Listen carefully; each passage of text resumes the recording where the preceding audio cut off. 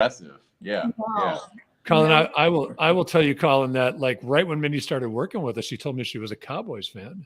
And so I actually went out and got her a Cowboys little thermal mug, right? And then I found out she was a Bills fan. So is she a bandwagon fan? I'm not sure, man. I think like all of us, she just lies on her resume, Charlie. Whatever you need to do, okay? Yeah.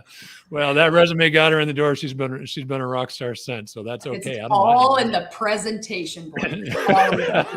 Exactly. All right, we are jumping in casual. I don't know if the two of you noticed, but I hit go live already. So yeah, I saw that. Yeah. Just anyway, Packers. I do this for Mindy's Bills Mafia stuff that she's got going on. Just want to make sure we've got some equity and equitable NFC representation. I'm sorry, I gotta circle the wagons real quick. Oh yeah, okay. Jump. Hey, jump on a folding table, will you?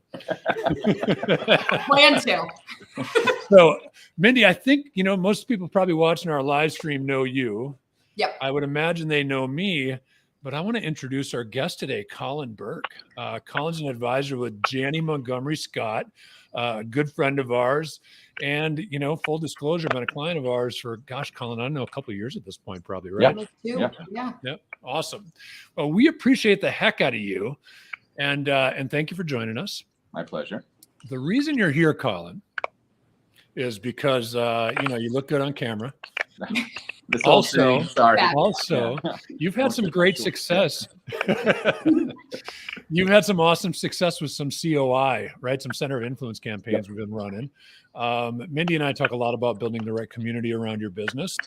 And so really, I just kind of invited you here. And this is really for our people tuning into the live stream, very much impromptu. We got on here 10 minutes ago and just kind of chatted football more than anything else. But I don't know if you guys can hear that or if that's just me. I got like a little bit of crackling. Yeah, I can too, but I'm not. A little crackling. So we'll deal with it if we can't identify it. But see, we do have Bills fans in the audience, Charlie. Oh, do we? Saw a chat and go Bills. That's awesome. That's awesome. Very cool. So, there's no secret, right? The right COI relationships can have a huge impact on your practice, right? I mean, and traditionally, of course, CPAs, estate attorneys, and I don't know what that is. And I'm sorry if it's coming through all over the place, but I can't do much about it right now. So we'll just bear with it. CPAs, estate attorneys. I like a ton of other, attorneys. Gosh, I like high-end real estate. I've seen advisors have success with high-end retailers as well, people who touch that affluent audience. Colin, speak to a little bit about the people that you're connecting with on LinkedIn, and then we're going to get a little more specific on a couple of relationships that you've been able to cultivate over your time working with us, and I want to tap those secrets as to how you build those relationships because everybody wants them. Yeah, no, absolutely, my pleasure. And listen, guys, it's happy to be here today. Happy to help out, talk about my experience. You guys, it has been almost 2 years. Just to let everyone know, my first experience really with LinkedIn and working with the marketing group has been Charlie and Mindy. It's been absolutely phenomenal. They've been so helpful. The ROI is beyond there. And it's just been great. So anything I can do to help out and talk how you guys help me, I'm happy to do. Thanks, Colin. So in direct answer to your question about COIs, I mean, we're not doing anything crazy. We didn't figure out some secret profession that's like, the golden key or anything like that. It's been pretty traditional stuff. It's really a lot of attorneys and CPAs are really what we're targeting right now, with a little bit now of actually real estate agents. And that's only because as of late, we've gotten some traction with the real estate solution that we have here at Janney. And this is really one of the first times that since we've got a specific solution, we're kind of targeting outside of those ranges. But it's still CPAs, attorneys, and a bit now real estate agents trying for the first time. Cool. Yeah. I talk a lot about real estate, especially, Mindy and I live in Florida, right? So the amount of affluence that's moving to Florida right now from the Northeast with boomers, retiring. And I love a real estate agent for a COI because a lot of times they are the first person to interact with that affluence coming to town. Yeah. Right. Someone seeking a home. So if you've got a good relationship and, maybe their advisor did a great job taking care of that relationship in New York or New Jersey or, or Delaware, wherever they moved down from. And so they may retain that, they may retain that relationship, but in a lot of cases, they want a face-to-face relationship. Yeah. Right. So I love a real estate agent just because they interact with that affluence probably before anybody else in that city. Right. So the ability to get in front of that person early on. And I would say too, especially, if they're certain areas, like especially in Florida, like areas like Jacksonville, like that's a good area where a lot of people are moving and a lot of businesses expanding and people are coming from out of town and they're usually coming for work, let alone retirement. I would say too, if you have real estate agents that are plugged into kind of like the corporate pipeline or working with those relocation companies, that in my mind would certainly be a goldmine real estate agent to connect with, because somebody involved in that's, they're going to know who they're talking to. And really, truly, real estate agents of all of the centers of influence, they are going to have the biggest network to begin with. They always know a guy because they have to, in their industry. So they're great resource partners. Yeah. And they're willing to listen and engage. And I would delineate too. Listen, you've got obviously like your residential real estate people. That's one element. At least for us specifically, we're focused a little more on the corporate side.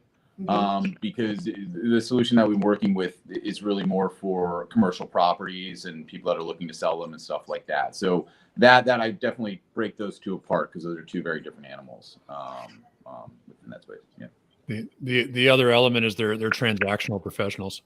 Yeah. Right. So they get paid when they transact. So they are hungry. Right. They need to transact to continue to build their base. So certainly they're if you find the right one, incredibly active. 100%. Colin, let me ask you, one of the issues that I know many advisors, most might be stretching it a little bit, but I'm willing to guess it's the truth, in inequity and referrals. Yeah. Right. A lot of referrals going out from their practice to a CPA and a state attorney, whoever that professional might be, less coming back. Yep. Do you deal with that? And if so, how do you deal with that? Yeah. So listen, I've definitely had that experience. I've had attorneys that I've been referring to for a long time, and it's like I feel like I was never getting anything back. And then suddenly, when I was going to call them, and be like, "Hey, I'm not going to refer." Then suddenly they refer something like out of the blue. I'm like, of course, that would happen. Right. I will say, separately from LinkedIn, like a lot of FAs, I was doing like a weekly like luncheon group, and I've been doing that for about a year and a half. And I frankly finally had to end it because just the ROI wasn't there, and I wasn't getting anything, but I was given a lot to it. So eventually you just got to kind of make those calls, and say, listen, and move on and recognize there's other professionals out there. I think what I've been doing much more so in the last 6 months and doing with you guys and kind of my change of approach is I would certainly say that your mindset going into it is really important. And I can speak to that certainly. And the second thing I would add to that is how you approach the process. And I would find that I'm very much approach this as like a weeding out process right now for when I'm talking to COIs and stuff like that. Okay. So if you do want me to, I can talk a little about the mindset focus on here. Go for it, man. I think, listen, at the end of the day, we're all trying to connect with COIs because we want the end result to be that, people are going to refer business to us. We all know that, people go, hey, I want to go networking. We all know what we're ultimately there for. But it's not about that. If you go into any networking or connect to any accountant or attorney or whatever, just like they're going to see through you really quickly if you're just in it to try to figure out how you can get them to refer you business. Give me your client list. Let me scan it, tell you who's good for me. No, like if you go in that, people are going to sense it and it's not going to go anywhere. And a lot of people do that. And I see that a lot, come from the other side.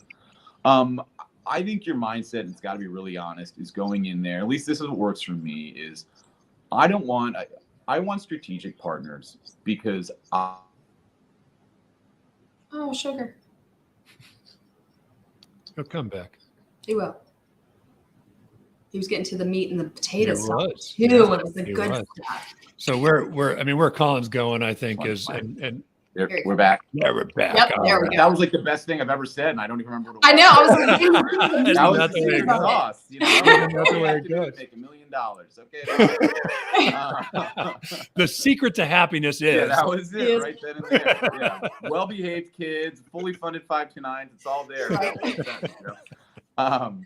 No, it's not. I was just saying, when it comes to the mindset, at least for me, I go in there saying, I say this right off. I had a call actually at 11:30 with an accountant that I met off of LinkedIn. We talked for an hour, had a fantastic conversation. He's down in North Carolina.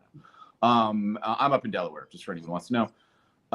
I go in there with, listen, I'm looking for strong strategic partners because, I operate in my wheelhouse, but I want to be able to come to my clients with a true full service. And when they have a problem that's outside of my direct scope, I want to be able to bring in competent people that I know I can trust and know I can communicate well with. And that's what I'm looking for. And the reality is that's what a lot of other professionals are looking for. And for whatever reason seems so elusive to so many of us. But that's my mindset. It's not about, hey, what's your book of business? I mean, I have a process I go through and I can explain that of how I weed them out. But it starts with, I am trying to build out the strongest possible offering that I can give to my clients, regardless of where they are. I love that. And that's what drives it. And that's why you're successful, Colin, because you do have that mindset and that approach going into it. It's the I know a guy effect. As far as everybody needs to know a guy, whether it's for your air conditioning unit or it's for buying a house or your taxes or whatever it is, you're either going to reach out to your friends or you can go to your financial advisor. And that's why those partnerships. That's exactly what it is. Honestly, that I know a guy like that. I have now. Yep. I have clients now that they call me first for everything, and I mean that gives you loyalty more than any positive stock return or financial plan projections ever going to do. Like.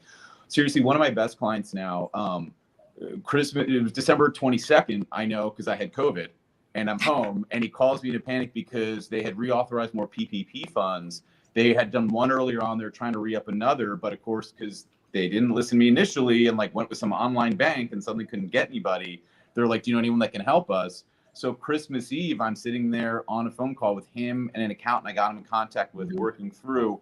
And they fixed their old one. They got another 700. It was crazy, the thing. But now since then, that client calls me about everything. It's not asking. It's I'm thinking of making this decision in my business. Can I run by the numbers, the thought process, engage what you want? And that's it's a phenomenal. Because you have solutions. That's exactly you have solutions. But those are the kind of that. And that's what I explain to strategic partners. I go, that's what I'm looking for. Are you looking for the same thing? Right. And that's the mindset and the cornerstone we go from. Well, I think like so many things, as long as it all filters back to that fiduciary position with your clients, right? Mm-hmm. And creating the best fiduciary position you possibly can with your clients. Yep. There's an altruistic aspect to it. Of course, everybody's business grows as a result. Yep. But so long as you've got the right mindset going in, it's much easier to create those relationships. Yeah. I know, Colin, a lot of advisors struggle with, I'm connected with 3,000 people on LinkedIn. How do you convert connection to relationship? Yep. Now, certainly we help create those connections and we put some things in place to at least get the conversation started. But that relationship doesn't exist. We get out of the way. The rest of that's up to you.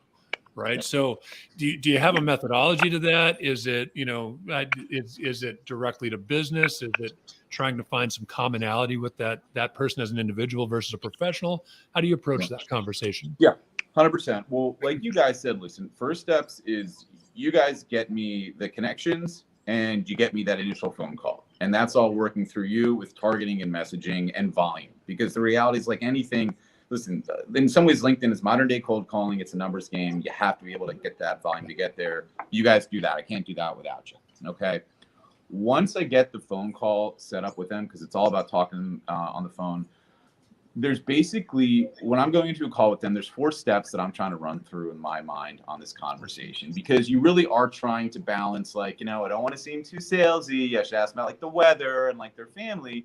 But also, we're trying, if they're taking this call, they should know why you're taking the call. And if they don't, then they're not going to be the right person to talk to. Right. So basically, I kind of run through 4 steps. So, first off, do we have rapport? Okay. If this person is insanely boring or is only talking about themselves or just we're just not connecting or we keep interrupting each other, whatever, it's then there's another CPA out there. This isn't gonna be the right person. So rapport is kind of, and this is part of that weeding out process. Okay. I kind of go through these 4 steps. So you have rapport. You figure that out one pretty quickly. You know, I'm really funny. They're not laughing at my jokes. You know, obviously. So done. Out. Okay. He is hilarious. I'll give him clearly. Yes. Everyone but my wife thinks so. All right. So second thing, and this is when you start getting down to business. But I would also say this. I come at these phone calls before I start. I'm very inquisitive, and that's the mindset for the phone call. I want to learn about you. I want to learn about your practice. I want to learn about what you're doing to grow your practice. I want to learn how you're working with your clients, and I make that very clear from the get-go. So that's that whole mindset that I have to have when I go into these to make them work. But I want to see if we have rapport. I do want to see if they have the right client base. You know, like, listen, if I will never ever work with a doctor and they only do doctors, you know, tax returns, then fine, great. Then we're just not the right match. Right. But, you know, you have basic questions like, you know, what kind of clients do you work with? Who's your ideal client? You know, just all those open-ended questions, just really finding out, what do you want to do? What do you like doing in your job? You know, what kind of tax do you do? Why did you choose this? That kind of who you work with. So that's two. Third, and I think that this is where we can add a lot of value that maybe goes underlooked and can help open up that relationship short of just having referrals to give to them. And that's really understanding kind of what their goals are for their practice, how they grow their practice, what's working, what's not working. And quite frankly, in this space, there tends to be a lot of pain points because, like, listen, just because they're a CPA or they went to law school or whatever, and we're financial advisors, you know, it's like, we're all trying to do the same thing, which is grow a practice of people. And we all have the same struggles. And, you know, especially for a lot, like, you're going to find people that are CPAs that made partner level, but now they kind of are finding that they suddenly have to hunt, and they were never hunting before because they kind of came up in a very formalized structure. And they're like, oh my God, I have to find clients. Yep. And they don't have an approach, you know, and stuff that might seem simple to us, like sending birthday cards, like they never thought of, you know, or just drip campaigns or whatever.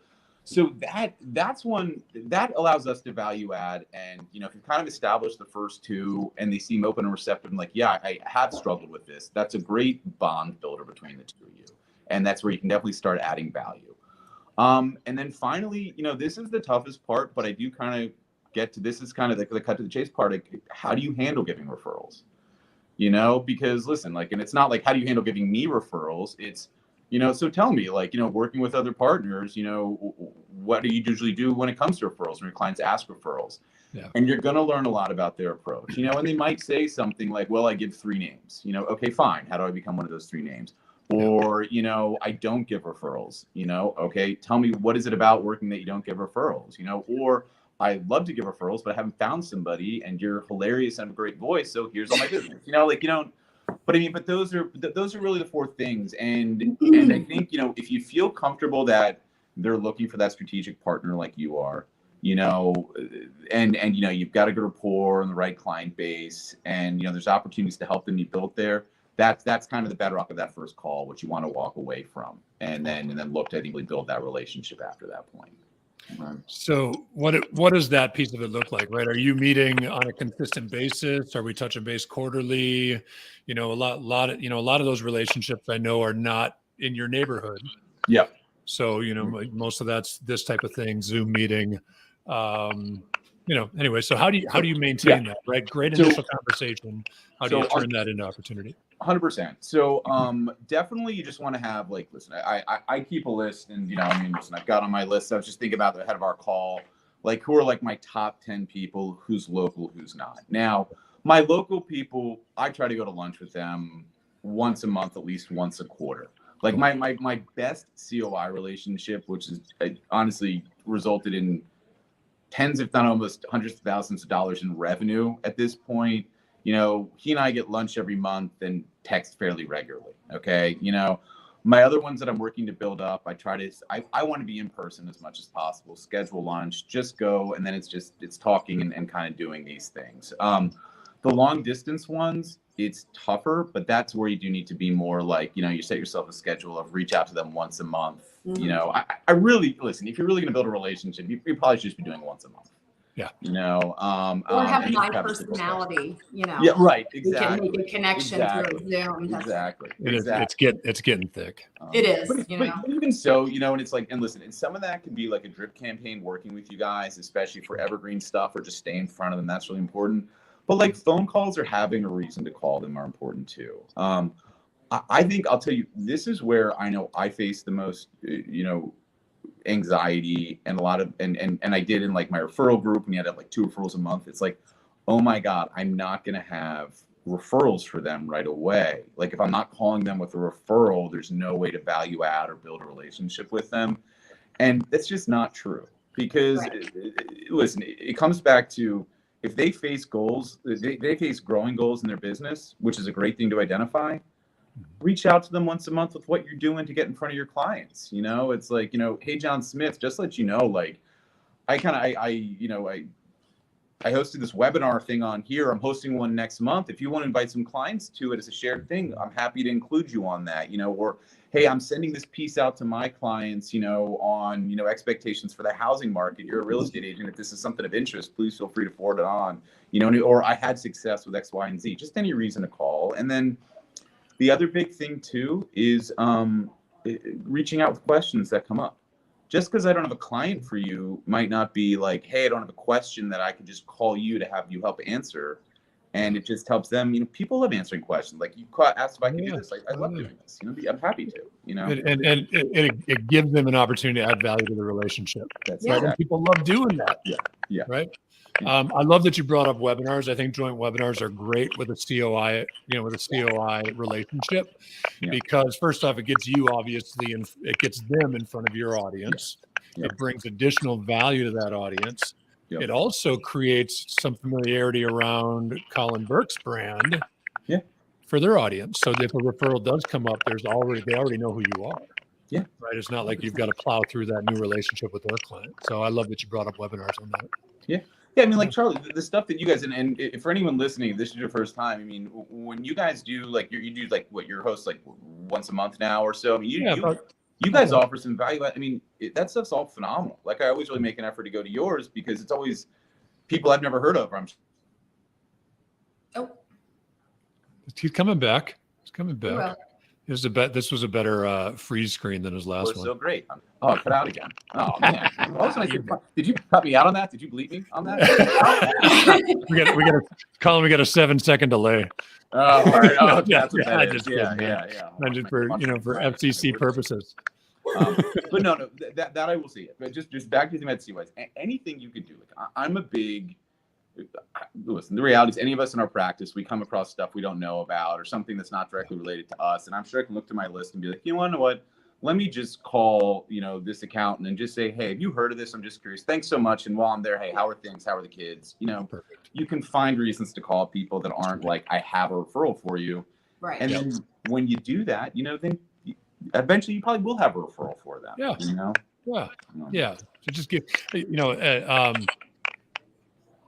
even when it's in a sales capacity, right? For follow-up, so many people get in the trap of, I'll follow up in 60 days. I'll follow up in 60 days. But if you don't have anything to follow up on, right, there's got to be value in that communication. Yeah. Right. If you're dialing somebody just because they came up on your task list for the day, gosh, find something to talk about, or push that off a couple of weeks so you have time to bring some value to that conversation. But you can build a trust factor too.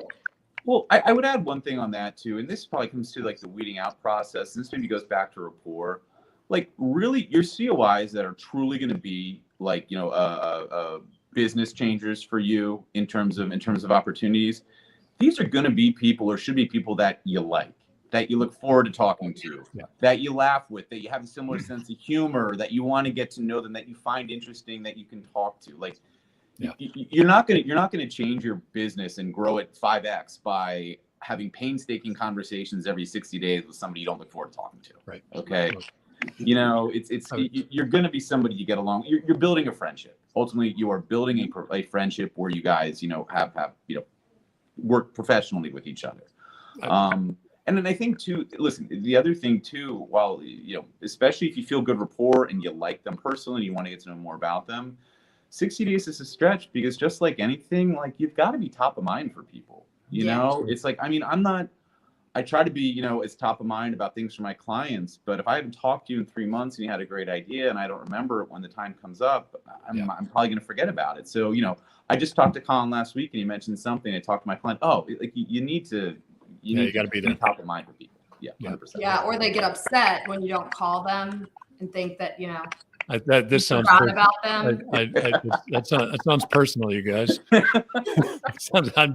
Colin's right. It's about making a friend. I mean, I remember when Colin came to us, and he was one of the few advisors that I have dealt with across the years that actually took my advice and went outside his comfort zone.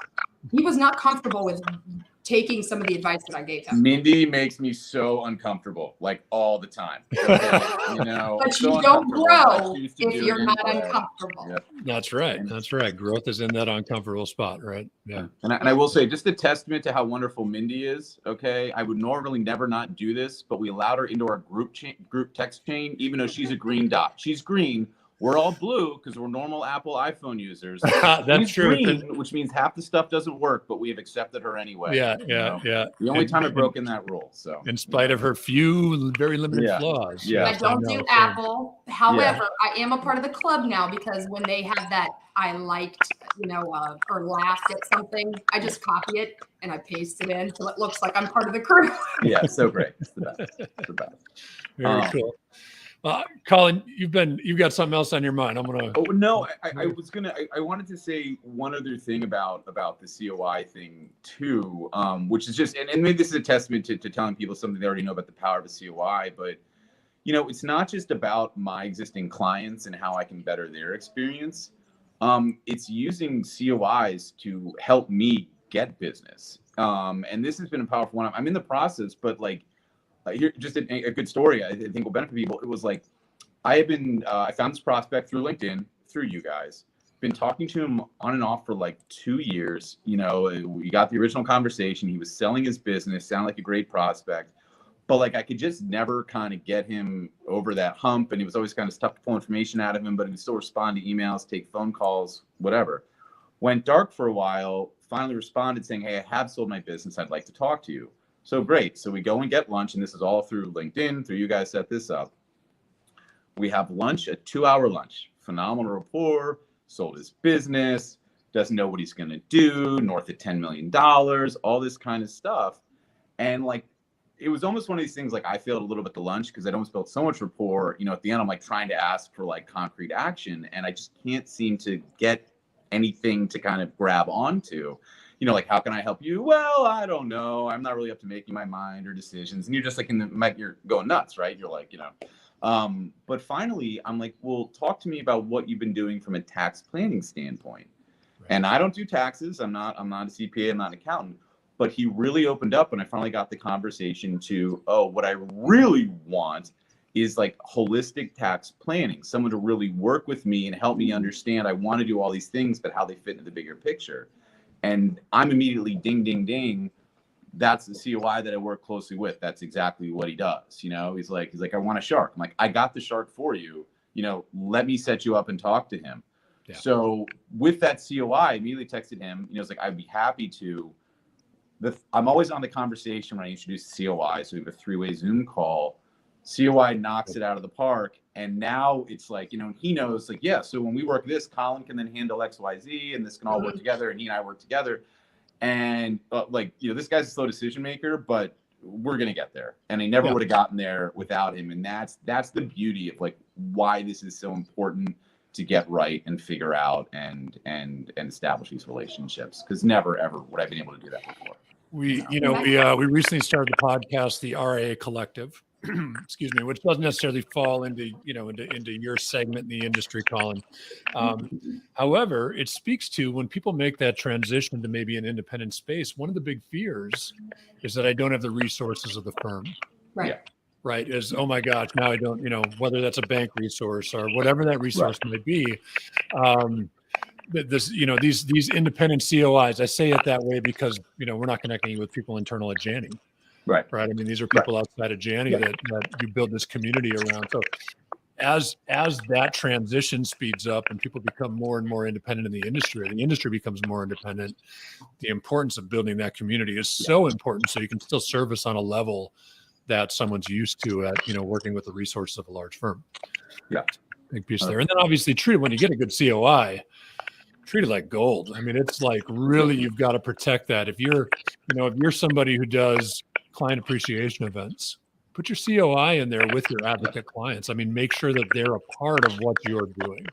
right? So absolutely important there. So, Well, like we had, and I'll be, this was Yeah. one COI. What we'll do at Janney is like for, high net worth, like clients or potential clients, we'll do like a day up at headquarters to kind of meet all the heads of departments and just get a sense of how we operate, what we do, and we can tailor it to their needs.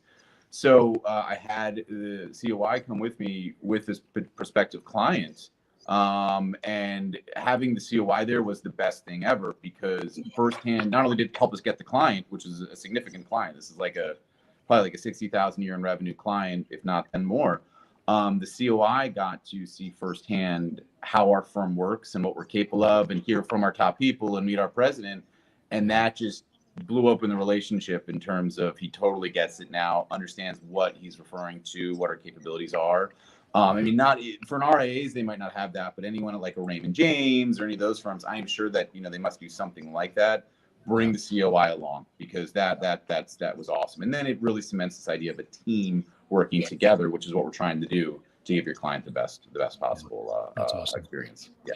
I mean, everybody wants a one-stop shop. Nobody wants to have to go to their accountant and then go to their financial advisor, then go to their real estate agent, like all that stuff. So if you have it is not necessarily a one-stop shop, but you have one point of contact you can go to solve your problems. Yeah. I'd use that before I'd use anything else. Well, that's really good. And I'll tell you, like, one of the big things, like, this helped us. So COI referred me a client. It's about $5 million. We'll be off $7 million next year. One of the big things I said that I think really sealed the deal of working to us together, I said, listen, myself and your attorney, we communicate really well with each other. And that was the big thing, like communication, because that's what so many, my accountant's over here, he sends me an email, I send it over here. They don't know each other, they don't talk or what have you.